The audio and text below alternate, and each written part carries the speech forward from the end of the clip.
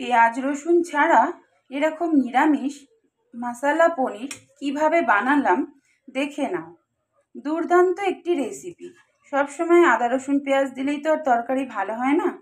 দেখে নাও, পরোটা, লুচি, fried rice, pulao সব কিছুর সাথে কিন্তু এটা খেতে পারবে।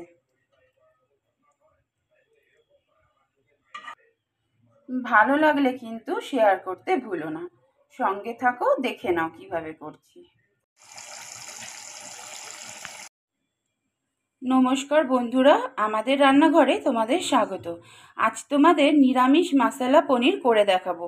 তার জন্য আমি পনির, টমেটো, ধনেপাতা, কাঁচা লঙ্কা, আদা বাটা, কিছু গোটা গরম মশলা, তার সাথে একটা স্টার অ্যানিস আর কিছু গোলমরিচ আছে গোটা, টক দই, কাসুরি মেথি, কাজু বাদাম, মৌরি, সাদা জিরে। সবার প্রথমেই পনিরটাকে আমি ছোট ছোট কিউব করে কেটে নিচ্ছি।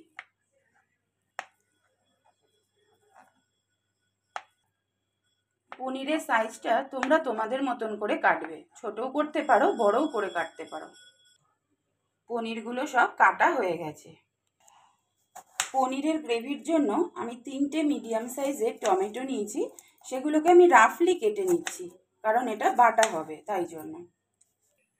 একটা কড়াই আমি গরম করে নিয়েছি। এই রান্নাটার জন্য একটা স্পেশাল মশলা আমি তৈরি করে নিচ্ছি। দেখো, শুকনো খোলায় নেড়ে নিচ্ছি। তখন যে বললাম, হালকা ভাজা ভাজা হয়ে গেলে যখন সুন্দর গন্ধ আসবে এই মশলাটা থেকে, তখন আমি নামিয়ে নিয়ে মিক্সিতে পেস্ট করে নেব।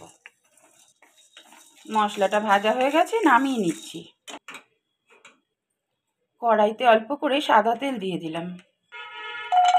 কাজুগুলো সাদা তেলে খুব ভালো করে লাল লাল করে নেড়ে চেড়ে নেব। ওই তেলের মধ্যেই আবার একটু সাদা তেল দিয়ে দিলাম। তেলটা গরম হয়ে গেছে, পনিরগুলো এক এক করে ছেড়ে দিচ্ছি। সামান্য একটু লবণ দিয়ে দিলাম। পনিরটা খুব হালকা হাতে নেড়ে ছেড়ে একটু ভেজে নেব। খুব বেশি লাল করে ভাজার কিন্তু কোনো প্রয়োজন নেই। পনিরটা দেখে নিশ্চয়ই বুঝতে পারছো যে কতটা ভেজেছি। এই অবস্থায় কিন্তু তুলে নিচ্ছি। পনিরগুলো ভেজে আমি রুম টেম্পারেচারের জল একটা বাটিতে নিয়ে ভিজিয়ে রেখেছি। তোমরা চাইলে হালকা উষ্ণ গরম জলও নিতে পারো, কিন্তু ভুলেও এই সময় ঠান্ডা জল ব্যবহার করবে না। পনির ভাজার তেলের মধ্যেই অল্প মৌরি এবং সাদা জিরে ফোড়ন দিয়ে দিচ্ছি। ফোড়ন থেকে খুব সুন্দর গন্ধ বেরিয়ে গেছে। এই সময় লঙ্কা কুচি দিয়ে দিলাম। লঙ্কা ভাজা হয়ে গেছে, 1 চামচ আদা বাটা দিলাম। আদা বাটাটা এবং কাঁচা লঙ্কা কুচিটা খুব ভালো করে ভেজে নিয়েছি। এর মধ্যে এই সময় 1 চামচ হলুদ গুঁড়ো দিয়ে দিলাম। লঙ্কার গুঁড়ো 1 চামচ দিয়ে দিলাম। ধনে গুঁড়ো 1 চামচ। এই রান্নায় জিরে ব্যবহার করব না। আগে মশলাগুলো দিয়ে দেওয়ার একটাই কারণ, আমি যে টমেটো বাটা এখন ব্যবহার করব, সেই রঙটা ধরে রাখার জন্য কিন্তু আগে মশলাটা ব্যবহার করলাম। যদি টমেটো বাটা আগে দিয়ে পরে মশলা দিই, তাহলে টমেটোর যে লাল কালারটা সেটা কিন্তু থাকবে না। ছোট ছোট টিপসগুলো রান্না করার সময় কিন্তু আমি বলে দেবো, তোমরা কিন্তু সাথে না থাকলে জানতেই পারবে না। মশলা থেকে খুব সুন্দরভাবেই তেলটা ছেড়ে দিয়েছে। এই সময় কিন্তু আমি টমেটো বাটাটা দিয়ে দিলাম। খুব ভালো করে সব উপকরণ মিশিয়ে নাড়ছি। এই সময় আমি পরিমাণ মতন লবণ দিয়ে দিলাম। টমেটোর টক ভাবটা ব্যালেন্স করার জন্য 1 চামচ চিনিও দিলাম।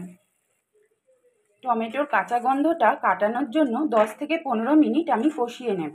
তার জন্য আমি কিন্তু এখন ঢাকা দিয়েই কষাবো, কারণ টমেটো ভীষণ ছিটকে এই সময় গায়ে আসে। ঢাকা দিয়ে দিলাম। 15 মিনিট হয়ে গেছে, আমি খুলছি। নিশ্চয়ই বুঝতে পারছো কি সুন্দর তেল ছেড়ে দিয়েছে মশলা থেকে, দেখো। আর টমেটোর কাঁচা গন্ধটাও কিন্তু এতক্ষণে খুব সুন্দরভাবে চলে গেছে। আবার একটু নাড়িয়ে নিচ্ছি। এই সময় বড় 3 চামচের টক দই দিয়ে দিলাম আমি। গ্যাস কিন্তু একদম কমানো আছে। টক দইটা একটু ভালো করে মিশিয়ে নেব, তারপর গ্যাসটা বাড়াবো। 4 থেকে 5 মিনিট মতন এই সময় আমি কষিয়ে নেব। খুব ভালো করে কষানো হয়ে গেছে, দেখো কি সুন্দর তেল ছেড়ে দিয়েছে। ড্রাই রোস্ট করা মশলাটা এবং ভাজা কাজুটা একসাথে আমি মিক্সিতে ঘুরিয়ে নিয়েছি। নিশ্চয়ই মশলাটা দেখে তোমরা বুঝতে পারছো, একটুও কিন্তু জল ব্যবহার করিনি। এই মশলাটা এই সময় খুব ভালো করে কষিয়ে নিচ্ছি। এই মশলাটা বাটার সময় কিন্তু একটুও জল ব্যবহার তোমরাও করবে না। যেহেতু কাজু বাদাম দেওয়া আছে, গ্যাস কিন্তু জোরে ফ্লেম দেওয়া যাবে না, কম আছে এটা ভালো করে কষিয়ে নিতে হবে, না হলে নিচে লেগে যাবে। কসুরি মেথি এই সময় আমি দিয়ে দিলাম। অল্প জল ব্যবহার করলাম। মশলাটা খুব সুন্দর করে কষানো হয়ে গেছে। এই সময় যতটা গ্রেভি রাখবো তার আন্দাজে কিন্তু আমি জল ব্যবহার করছি। এটা তো খুব বেশি ঝোল হবে না, একটু গাঢ় গাঢ় হবে। পরে পনির দেওয়ার পর খুব বেশি নাড়াচাড়া করা যাবে না, পনির যেহেতু নরম জিনিস ভেঙে যাবে। 10 মিনিট মতন গ্রেভিটা ফুটিয়ে নিয়েছি, এবার পনিরগুলো দিয়ে দিচ্ছি। হালকা হাতে মিশিয়ে দিচ্ছি পনিরের সাথে গ্রেভিটা। খুব বেশি পনিরটা এই সময় ফোটানো যাবে না, তাহলে কিন্তু শক্ত হয়ে যাবে।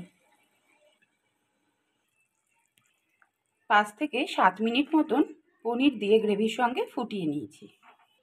অল্প একটু ধনেপাতা কুচি দিয়ে দিলাম। রেস্টুরেন্টের স্বাদে যদি বাড়িতেই এরকম মশলা পনির তৈরি করা যায়, তাহলে কেন বাইরে খেতে যাবে। আর এই পনিরের টেস্ট এতটাই সুন্দর হয়, পোলাও, ফ্রাইড রাইস, পরোটার সাথে অসম্ভব ভালো লাগে। তোমরাও কিন্তু করে খাবে এইভাবে। আর পুরো রেসিপিটা কিন্তু দেখবে, হাফ হাফ করে ভিডিও দেখে কেটে বেরিয়ে যাবে না। মশলা পনির কিন্তু আমার রেডি হয়ে গেছে।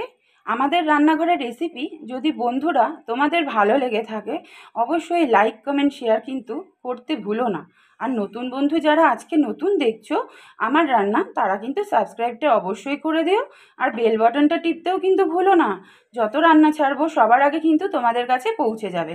আজ তাহলে এই পর্যন্তই বন্ধু। খুব শিগগিরই আবার একটা সুন্দর রেসিপি নিয়ে দেখা হচ্ছে।